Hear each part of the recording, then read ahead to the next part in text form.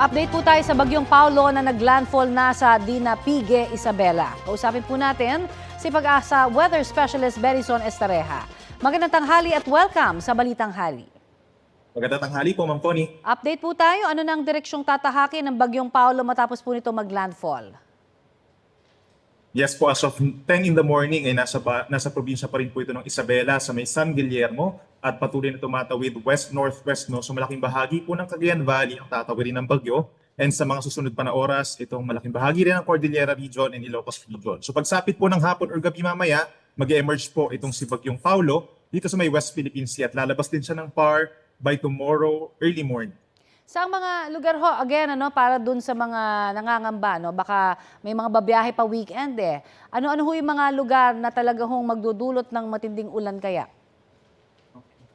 Doon po sa susunod na 24 oras, yung mga mismong dadaanan itong si Bagyong Paulo sa may northern and central Luzon, magkakaroon po ng mga madalas na malalakas po ng mga pag-ulan. And as far as dito sa may southern Luzon, sa may Cavite, and sa may Batangas, asahan din po yung outer part nitong si Bagyong Paulo, magdadala rin ng malalakas na ulan sa mga susunod na oras. So in fact po, meron tayong nakataas dyan na yellow rainfall warning. Pero by tomorrow po, the moment na nandito na sa may West Philippine Sea at nasa labas na ng PAR itong si Bagyong Paulo, mas kakaunti na lamang yung maaasahan natin ng mga pag-ulan dito sa may western section ng ating bansa. Okay, what about sa Metro Manila, sir? Ano ba ang ating magiging lagay ng panahon?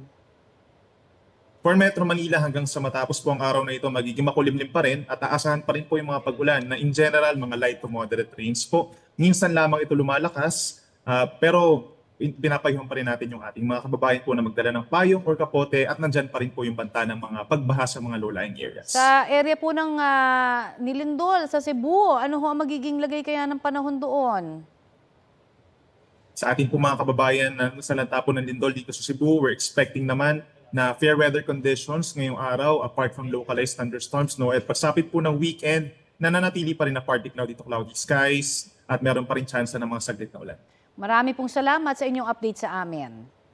Salamat po. Yan po naman si Pag-asa Weather Specialist Benison Estareja.